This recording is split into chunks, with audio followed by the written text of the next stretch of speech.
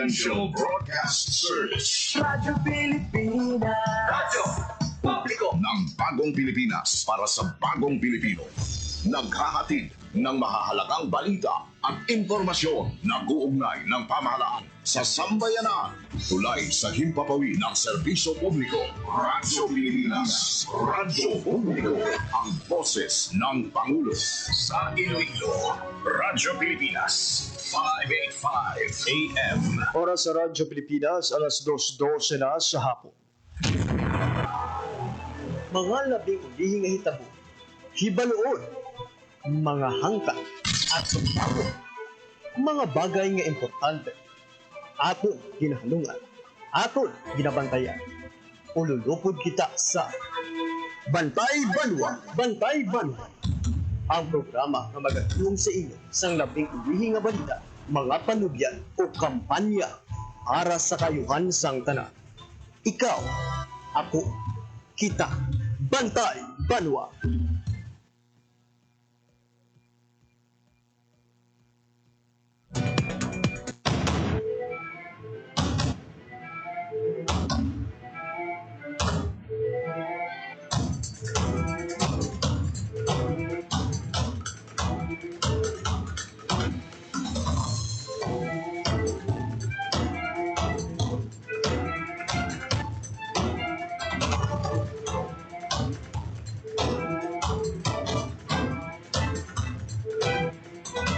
Mayong hapon Pilipinas, mayong hapon Western Visayas. Syudad kag probinsya sang Iloilo kag kutob sa marabutan sang amon pagserbisyo. Tinggaman nga bahin sang kalibutan naghatag kami sa katawran. Mayong hapon, good afternoon sa inyong tanan. Mabiyan, welcome sa Sarman kay edisyon sang pagpakalagad sang programa Bantay Banwa. O ang inyo anchorman, alos sa siling nga panatuntunan, JP Harbas.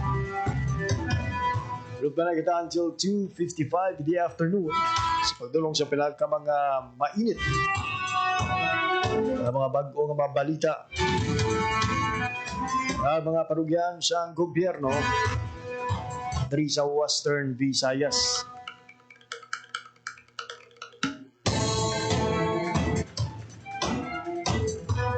Mabiyan, kamusta ang paniyempo sa inyong mga lugar? Kabay nga mangin maayugid ang paniyempo, especially sa mga lugar nga masabi nga nagaulan sa tiyon sang kahaponanon. Sa mga motorista naton nga nagabiyahe sa buong adlaw, sa sini nga mga inoras, we pray God for your safety.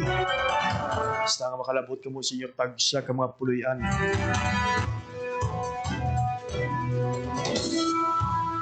Mabiyan ang pagparagad sa programa Bantay Banwa, mabagian live sa 585 kHz sa lisuan sa inyong mga radyo, sumuman sa aton official Facebook page, ang Radyo Pilipinas Iloilo. Maluyag ka maghatag sa ila sini nga pagparamyaw, mensahe, opinion, reaksyon. Magkomento lang sa aton sini nga Facebook Live. Nagapadayon karon sa aton official Facebook page, ang Radyo Pilipinas Iloilo.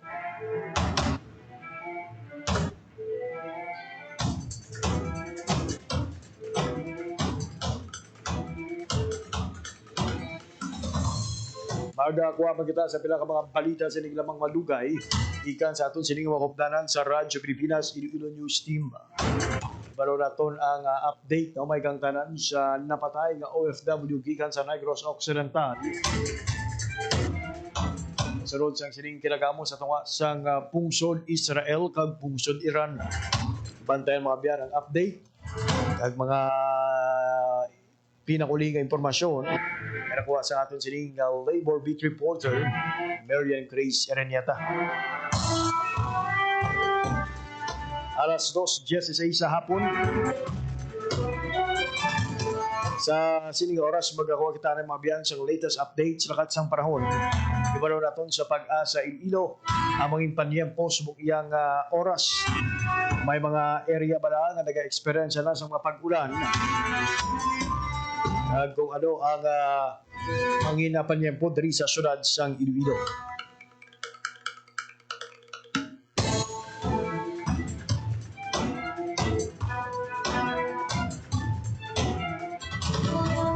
Oras sa Radyo Pilipinas, alas 2:17 na sa hapon. Sa sining oras ko po natin sa piyak na linya, si Ma'am Leonor Silvestre sa Pag-asa Iloilo. Ma'am Leonor, mayong hapon. Hi, hello everyone. Ngayong hapon. Muna yung ating latest weather update para sa subong adlaw Tuesday, July 15, 2025. Southwest monsoon ang padayon nga nag-affect sa bilog ng pungsod. Bangod sa nga sistema, ang Western Visayas ug Negros Island region naka-experience sa magalumang kalangitan sa may mga scattered na pag-ulan pangulan ug panag-og labi na gid sa hapon kag kagabihon ug kasang Southwest monsoon. Mahina tugtog makasarangan naman ang hangin natin dito sa Western Visayas na magahalin sa direction southwest to south na magadalasang makanay tugtog makasarangan pagbalik sa ating kadagatan.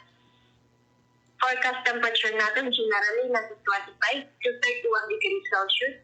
Ang adlaw na putla kaginang 5 to 35 a.m. kung magpatulad din 6 to 16 p.m. karon sa hapon. Kagamunin nga itong latest weather update, halin diris may ililos of the weather station, ako si Liman Silvestre, madamagin niya salamat. Ma'am Leonor, ma'am, as we speak, may mga area bala diri sa Western Visayas nga ginaulan na sa karon. Yes sir, may ara sir sa mga portion of Iloilo, Capiz, I see. And as to rainfall advisory, ma'am, may ginpagawa kita nga rainfall, ma'am, advisory sa aton sini nga mga kauturan. Yes sir, may mga gintang post naman sir nga mga rainfall advisory diri sa may mga kaginang aga sa may Antique, sa may southern parts ng Antique, then sa may mga Negros Oriental. Lastly, ang imo sinimo nga mensahe o kung panugyan sa aton nga mga kauturan, especially to those areas nga masami nga nag-experience sa pag-ulan kada hapon. Sir, ang closely monitor lang sir sa atin nga mga napang-post na weather advisory or mga thunderstorm advisory or rainfall advisory cards. Hindi sa mga ginikanan nila natin pagligtan aton mga payong kung magsulat na sa ating mga bata magtapos na eskwela karon sa hapon. Alright, for your time information and hatag sa Radyo Pilipinas, Ma'am Leonor Silvestre, madamo gid nga salamat. Madamo mga salamat, sir. There you have it, Mabian, ang latest update sa lakat sa panahon kidulong sa aton ni Ma'am Leonor Silvestre sa Pag-asa Iloilo. Oras sa Radyo Pilipinas, alas 2:19 na sa hapon. Radyo Pilipinas. Radyo Publiko. Radyo Pilipinas. Mabiyan na, lauman sa gihapon ang posibilidad sa mga pag-ulan diri sa aton nga rehiyon bangod man sa sining Southwest monsoon nga pangibabaw karon sa aton nga pusod lakip na ang Visayas region.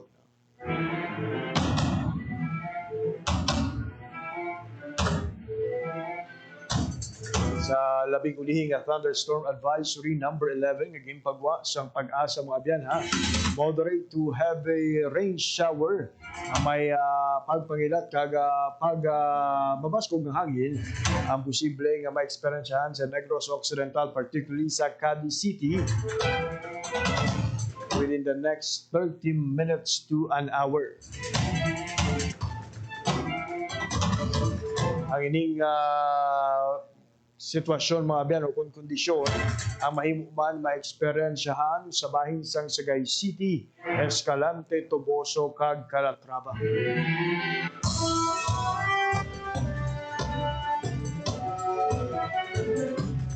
Samtang sa probinsya naman sang Capiz kag Iloilo, sa digsagin pagwa nga thunderstorm advisory number 10 issued at 1:33 p.m.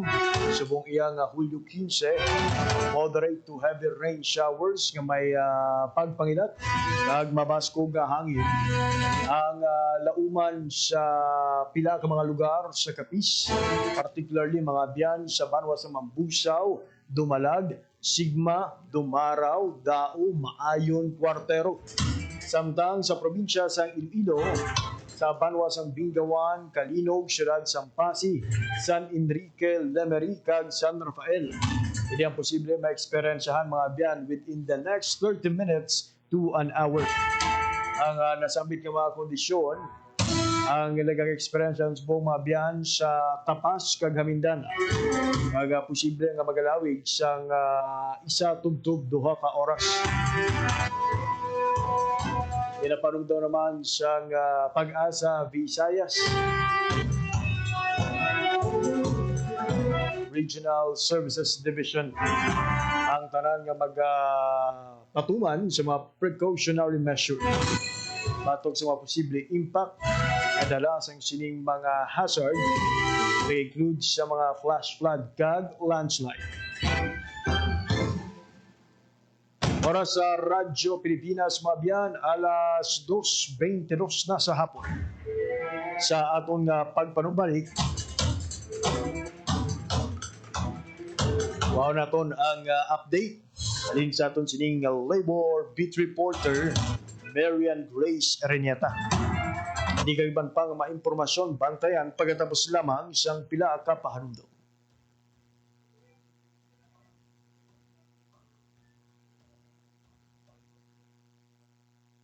For 53 years, the people suffered. From heartless communist terrorists. Who killed thousands and are killing thousands more?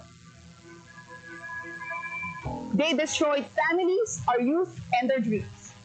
There should be accountability for human rights abuses and ISL violations. Our people have had enough of this senseless violence. Thousands have already surrendered. For genuine peace and development. Together, victory will be ours. Hatid ay balita, impormasyon at sari-saring kaalaman tungkol sa sektor ng agrikultura sa ating bayan. Usapang Agrikultura kasama ang Department of Agriculture. Alamin ang mga hakbang ng administrasyon para mas mapaunlad pa ang iba't ibang industriyang agrikultural at pakinggan ang mga proyektong handog sa mamamayan upang mapalago ang kanilang mga kabuhayan. Usapang Agrikultura, Lunes hanggang Biyernes, alas 5 ng umaga, dito lang sa Radyo Pilipinas. Time to celebrate kulturang Pinoy. Tradisyon, musika, sining, literatura at iba pa. Anything and everything fun and Filipino. Ito ang Pinoy Kultura. Known to tourists as hanging rice, puso is rice cooked in woven palm leaves and seen mostly hanging in food stalls, kaya tinawag na hanging rice. It is sold along with barbecue, lechon, ginabot, and the likes in Cebu. Ang puso ay isang iconic street food sa Cebu. Great to take on a picnic or pag nagbi-beach or kahit saan kapag nagutom. No need for utensils or plates, just grab a bunch of hanging rice and some barbecue and you can eat anywhere, even without a table. Busog na, biodegradable pa. So don't forget to have some when you visit the Queen City of the South. Yan ang Pinoy Kultura because our culture is cool. Isang gabi, pauwi na sina Daisy at Eric galing sa sine. Eric, saan pa tayo pupunta? Gabi na. Uwi na tayo. Ha? Bakit? Anniversary natin ngayon. Tsaka sundali lang naman tayo sa motel eh. Ang kulit mo naman eh. Sinasabi ko na sa'yo na hindi pa ako handang makipag-sex. Tsaka paano kung mabuntis ako? Diyos naman ho, ako bahala. Sumama ka na sa akin. Kung mahal mo ako, patutunayan mo. Anong gagawin ko? Mahal ko siya, pero ayoko pa talaga eh. Basta. Ano? Halika na. Sabi ko na sa'yo, ako bahala. Eric, saka na lang natin gawin to. Palagay ko, hindi pa talaga itong tamang panahon. At kung ako naman ang mahal mo, makapaghihintay ka, di ba? Isipin ang kapakanan, plano ang kinabukasan, abutin ang ninanais, hindi kailangang magtiis. Isang mapagpalayang mensahe hatid sa inyo ng Sentrong Sigla, Angat Pinoy 2004 at ng himpilang ito sa pakikipag-ugnayan sa Women's Media Circle Foundation. Lola, ano po nangyari nang malaman ni Tibo na nangingitlog ng ginto ang kanyang gansa araw-araw? Nang malaman ni Tibo na nangingitlog ng ginto ang kanyang gansa, tinangka niya na kunin na kaagad ang lahat ng ginto na iiitlog pa ng gansa. Eh di namatay po ang gansa, Lola? Tama. Eh di wala na pong gansa na magbibigay sa kanya ng gintong itlog araw-araw. Yan ang aral natin na nakuha sa gansa na nagbibigay ng gintong itlog.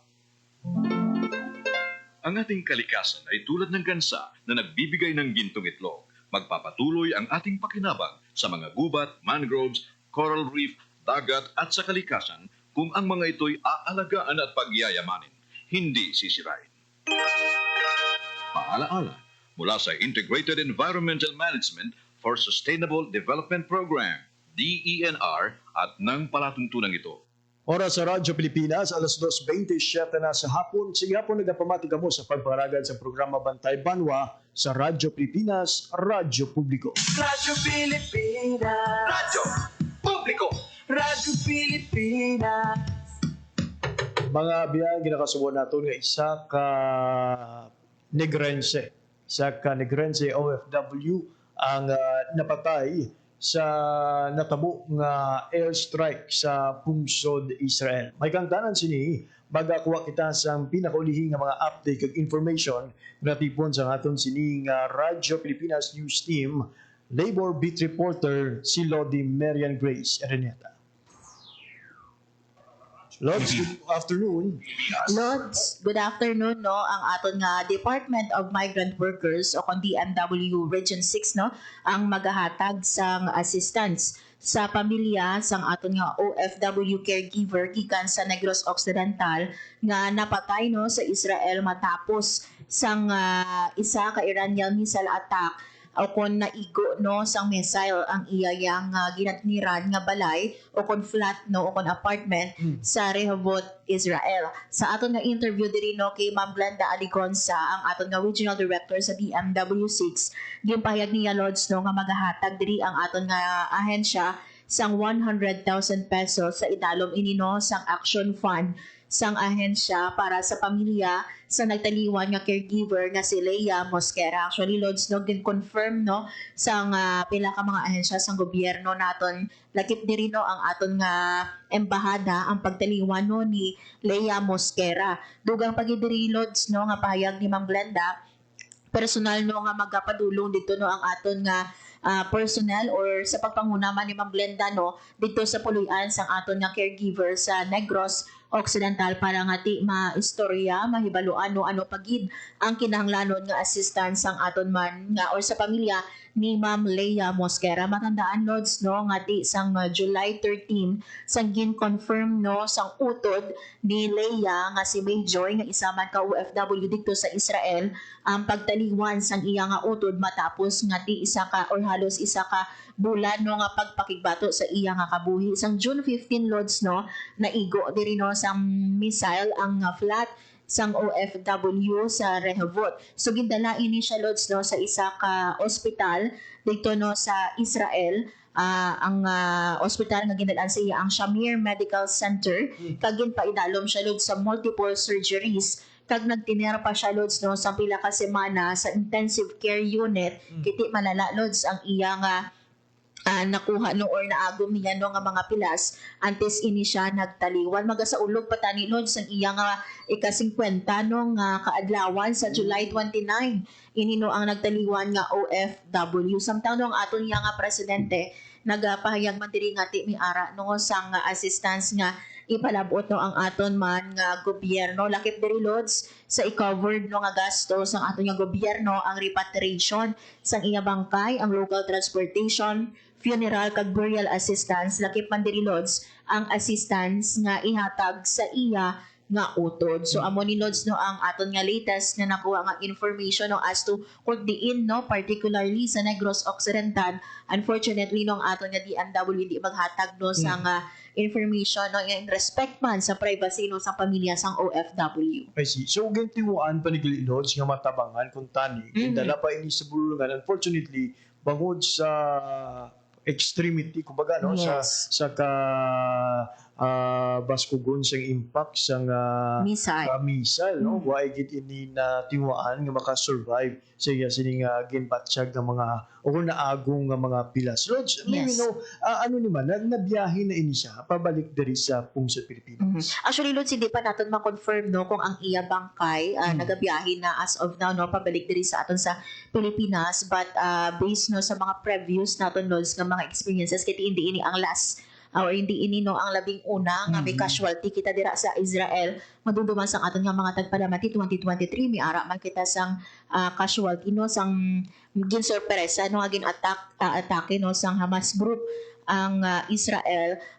Based diri no sa previous experience naton Lods no, may ara diri sa mga kinahanglan pa nga dokumento nga tapuson or kinahanglan nga asikasuhon antes ipadala diri no ang bangkay sang OFW nga taga Pilipinas. So ginatingwaan naton malabot liwat no ang aton man nga regional director kung bala in process na o kung sa subong no ginapapauli na ang bangkay sang sini nga nagtaliwan nga OFW. We pray good for the safety kag recovery man no, Yes. sang pamilya nga nabilin no, sang sining kauturan naton or utod naton sa Negros Occidental nga napatay bangod man sang kinagamo didto sa bahin sang Israel. Yes, Lods, no? Kag amo ining hambal naton, Lods, nga hindi kagid ya kapakot, no? Sang kabuhi sang isa ka tawo, kag syempre sang safety man, sang aton nga mga OFW, kita diri, no? Nga mga pamilya sa Pilipinas, no? While we are enjoying, no? Sang ginapadala nila, sang mga OFW naton, no? Nga assistance sa aton man, ang sakripisyo, ang kabudlay nila,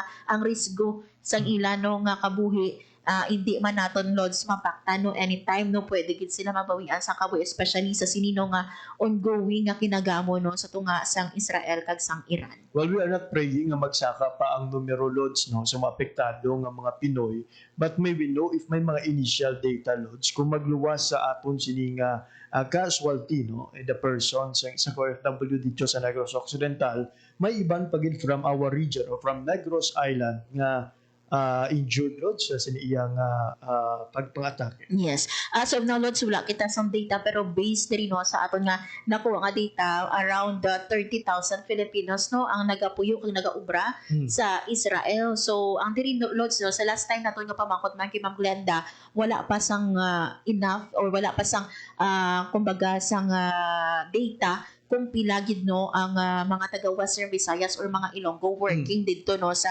Israel o kon sa Iran kiti kinahanglan ini Lods nga dito sa central office gid mismo no magakuha, but rough estimate Lods 30,000 Filipinos ang living and working sa Israel. Ayun. Madamo nga salamat Lods sa imo nga balita. Para sa Bagong Pilipinas, Marian Grace Arañata, Radyo Pilipinas, Radyo Publiko. Radyo Pilipinas. Radyo Publiko. Radyo Pilipinas.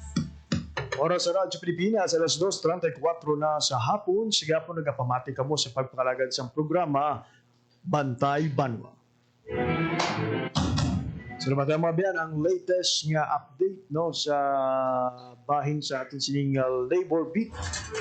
Particularly sa suporta nga igapalabot sa Department of Migrant Workers sa nagtaliwan naton nga utod dito sa Negros Occidental, nagtrabaho sa Israel apang sad to say naigo ini mabyan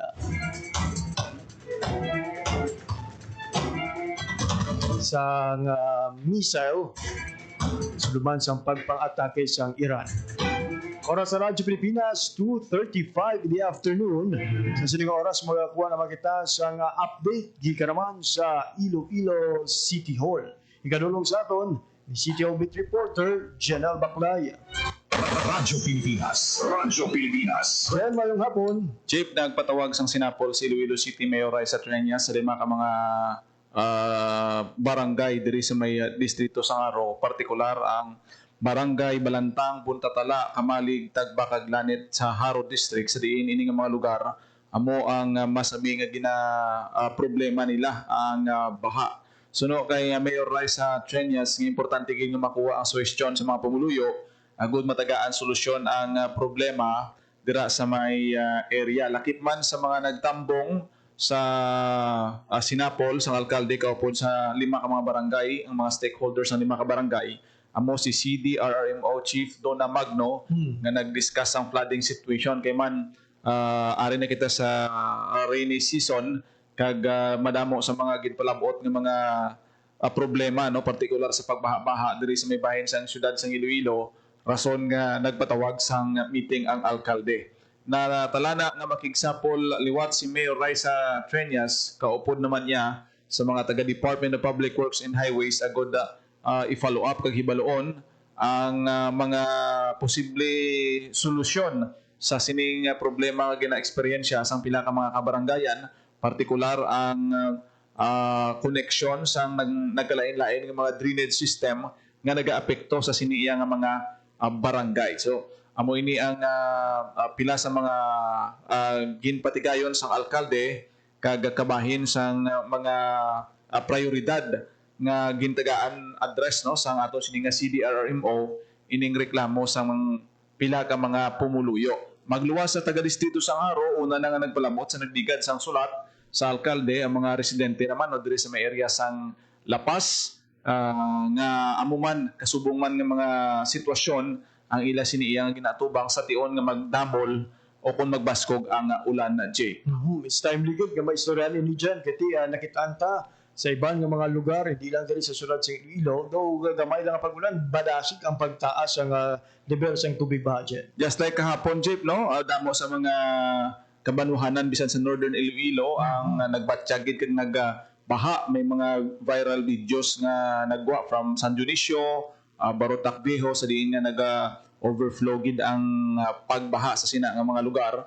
Kag diri sa Iloilo City, isa naman ini sa mga nagapanuktok, especially subong panahon na sa natigululan kag madamo na sa mga eksperyensya sa nagligad nga madamo sa mga areas diri ang ginbaha kag ginparegyo na gani may gintukod ng Iloilo Drainage Task Force agod nga mag-evaluate sang tanan nga mga functions kag sitwasyon sa aton sini nga mga drainage diri sa may syudad sang Iloilo. Panugod pa rin pa importante no nga masolusyonan gid ang posibleng mga pagbaha nga magluntad sa tiyon nga magpadayon gid ang tigululan diri sa syudad sang Iloilo. Maraming nga salamat Jen sa imong balita. Amo ni madulong naton nga report para sa Bagong Pilipinas, Junel Baclay, Radyo Pilipinas, Radyo Publiko. Pilipinas, Radyo Publiko, Radyo Pilipinas. There have it mga biyan, latest nga update sa bahin sang City Hall. Isa naman kapag sinapol ang giniwat ni Mayor Raisa Treñas para nga mapreparahan mga biyan ang posibleng pagbaha sa pila ka lugar diri sa aton iyang syudad. And speaking of pagbaha mga biyan, sa atong pagpanumbalik, ibaloon ang mga area Naging palabutara sa bulig sa Department of Social Welfare and Development kasunod sa mga pagbaha dala sang malawig kag madabong nga pag-ulan diri sa Western Visayas. Ikaiban pa nga impormasyon pagkatapos lamang isang pila ka panundo. Public service announcement. Isang paalala mula sa National Telecommunications Commission, National Capital Region o NTC-NCR. Ang kanilang Oplan Contra Tax Scams. Oplan Contra Tax Scams. Binabalaan ng publiko na sakaling kayo ay makatanggap ng kakaibang text messages sa mga di kilalang numero o di kaya ay mga text messages na may kahina-hinalang mga link. Huwag pansinin, huwag pindutin, huwag i-click ang link. Huwag i-click ang link. Ipagbigay alam agad sa NTC website ntc.gov.ph o kaya'y sumulat sa kanilang email na contratextcam@gmail.com. Sa mga panahong ito, huwag padaya, maging wais na madla. Makibahagi sa Oplan Contra Text Scam.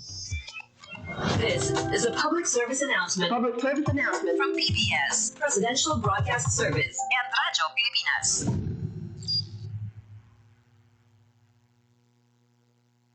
Maging mapanuri, huwag maging biktima. Ito ang karanasan ni Joanna, Elena, at Shona.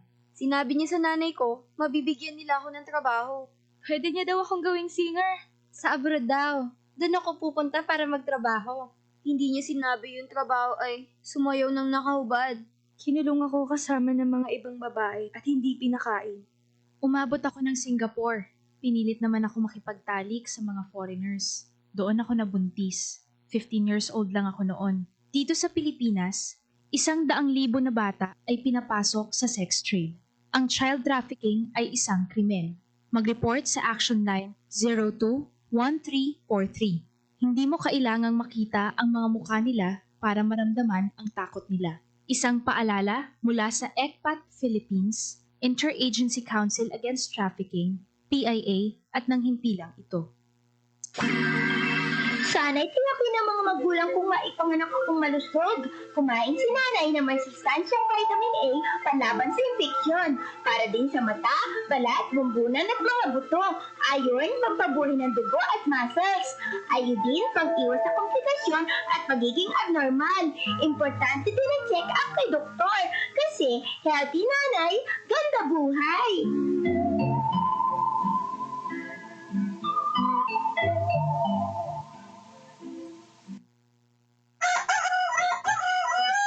Nay, anong oras na? Oras ng gumising, anak. Dudong, tabi mo.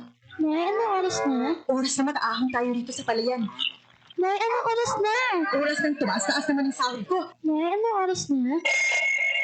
Oras na para sa pantay na sweldo, teknolohiya, titulo, suporta para sa kababaihang magsasaka. Ang mensaheng ito ay hatid sa inyo ng Philippine Broadcasting Service at ISIS International Manila. Time to celebrate kulturang Pinoy. Tradisyon, musika, sining, literatura at iba pa. Anything and everything fun and Filipino. Ito ang Pinoy Kultura. Alam mo ba kung ano ang mambabato? Think about the tap, tap, tap of the bamboo stick on a thorn to draw a symbol on someone's arm. This is the traditional Kalinga art of tattooing, performed and kept alive by traditional tattoo artist Wangod Ogay, also known as Maria Ogay from Buscalan, Tinglayan, Kalinga. Wikipedia says Wangod is the Philippines' oldest mambabato at 105 years old now. Sarah Barnes honors Wangod in My Modern Metro, telling Wangod's story as an apprentice at 15. Breaking the norm, learning the mambabatok tradition that used to be taught only to men. The art began with the indigenous Butbut warriors, headhunters, who got tattoos with special meaning, usually after a kill. But for women, the art portrayed standards of beauty. Wangod recalls her friends covering her arms and legs with tattoos she still wears proudly. She mixes her ink from pine soot and water and has hand-tapped tattoos on bodies of people from all over the world. Wangod inks a design that carries symbolic meanings specific to the mambabatok culture. Thousands come to make the long journey to get inked by Wangod. Discovery Channel featured her and her art in 2007 on Tattoo Hunter, bringing Kalinga art to a global audience. The National Commission for Culture and the Arts honored her with the prestigious Dangal ng Haraya Award in 2018. She was also nominated for the National Living Treasures Award. Yan ang Pinoy Kultura because our culture is cool. Oras sa Radyo Pilipinas, alas 2:44 na sa hapon. Sige po nagpamatika mo sa pagbaragad sa programa Bantay Banwa sa Radyo Pilipinas, Radyo Publiko. Mabiyan sa nasilin ko na kaina, may mga area diri sa Western Visayas ang naka-eksperyensya sa pagbaha bangod man sa mga madamol kag malawig nga pag-ulan humalin pa sa weekend.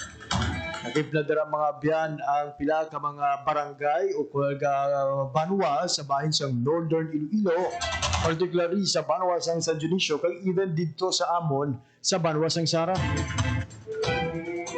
Ako sini nagpalabot na sa bulig ang Department of Social Welfare and Development para maghatag sa inisyal nga ayuda sa mga kauturan naton nga apektado sa sining problema. Sa report sa Department of Social Welfare and Development, panay nilang ginamonitor o kung ginabantayan ang sitwasyon sa mga pamilya na apektado sa mga madamol nga pag-ulan kag pagbaha. Dala sang southwest monsoon o kung habagat sa Western Visayas.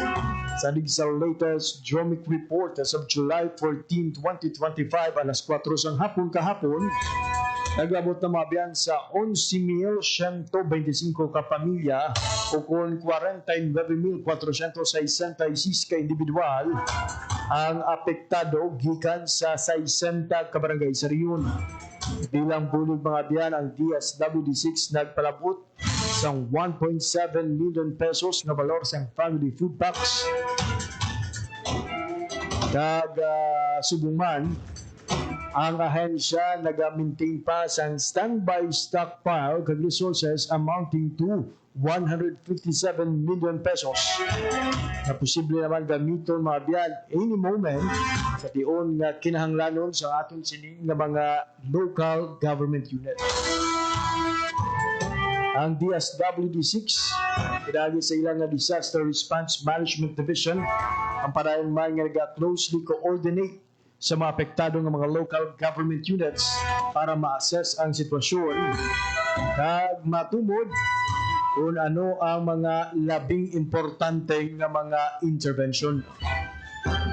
Ipangabyan sa mga apektado sa bahin sa Western Visayas kag Negros Occidental, ang banwa sang Legares, Iloilo, San Dionisio, Iloilo City, maayon sa probinsya ng Capiz, Talisay City, Negros Occidental, kag Bacolod City, Negros Occidental. Ginaklaro na ito mga biyan ha, nga ini ang sandig lang sa July 14, 4 p.m. nga report sang DSWD. Posible pa nga magsaka ang numero sa mga apektado bangon nagapadayon karon ang assessment kag validation sang nasambit iyang ahensya.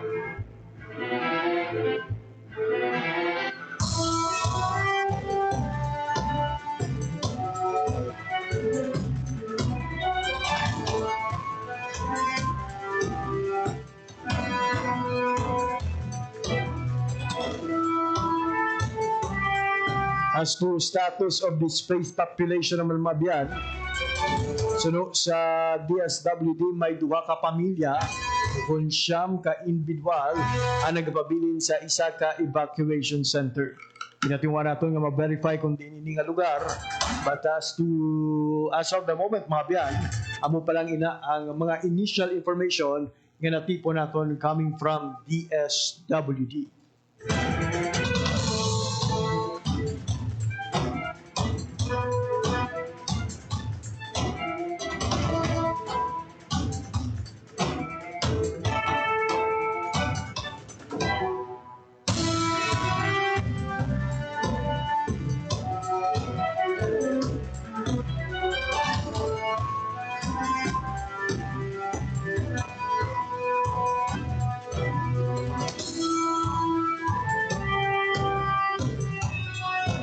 Samtang sa ibang panaton nga balita, padayon man nga ginatutukan sa atong nga gobyerno ang sitwasyon sa bahin sang Negros Occidental, particularly ang pagpameste sang RSSI. Ining pameste mabiyan ang nag-apekto sa produksyon sang tubo sa nasambit iyang probinsya. Kahapon nga daw ang Sugar Regulatory Administration ang naghiwat sang isa ka training kag pag sinapol kaupod ang naituhan ng mga agricultural stakeholders para nga mapatpat ang pagtapna sang pagpameste sang Red Stripe Soft Scale o kung RSSI insect sa mga pananom sang tubo. Sa din isa sa mga ginpaambit sa mga tumalambong ang padayon nga pagtuon sa ahensya para sa mass production sa isa ka fungi nga kaya batuan ang nasambit iya nga peste. Ini ang ginpambit sa ahensya sa ginhiwat nga training workshop on RSSI management and open data kit application nga ginhiwat sa syudad sa Bacolod. Nauna na nga ginpambit sa SRA nga mahimo mabuhinan sa halos 50% ang sugar content sa isa ka tubo na mag-aapekto naman sa kalidad sa isa sa mga gilapabugal na produkto sang Negros Occidental. Sa pinakuling nga report, pinaka-apektado gihapon sang RSSI ang Negros Occidental ngay masobra 2,800 na hektarya ang na-report nga apektado. Samtang kasunod sa paghiwat sang sinapol, gindayaw ni Negros Occidental Governor Bong Lacson ang Sugar Regulatory Administration sa pagpanguna sini nga mapangitaan sa sustainable nga pamaagi na masuportahan ang industriya sang tubo. Ang aktibidad ang kintabungan sa mga agricultural stakeholders, field officer kag crop protection personnel nagatuyo nga mataga na sa malawig nga solusyon ang masangkad nga pagpameste sang RSSI. Sunod sa gobernador ang aktibidad nagaserving importante nga tikang sa paghatag proteksyon sa mga pananom, pagpabaskog sa mga maguguma kag pagpapag-on sang koordinasyon sa tunga sa mga LGU, National Government Agency kag iban pa nga stakeholder. Oras sa Radyo Pilipinas, 2:51 in the afternoon. Pabian, wala na kita sa oras kinabilin sa atong sininga pagpangalagad. Dinagi naman ko tumatong nga edisyon sa mga adlaw sang Martes, Hulyo 15, tuig 2025. Dugang ang mga balita, bantayan mabiyan sa pagpangalagad sa programa Headliners Buwas. Hindi mo batayan alas 4 sa buong hapon, tutum alas 4:30. Sa ngalan na ginamang sa akong mga katuwang teknikal, Engineer Roy Louie Kaipang sa studio, kag Mr. Bermora Bintora sa transmitter. Ako naman ang inyong inalaga, JP Harbas. Madamong nga salamat sa inyong pagpamati. Maayong hapon, Pilipinas. Ang inyong tulay sa himpapawid ng serbisyo publiko, ang Presidential Broadcast Service, Radyo Pilipinas.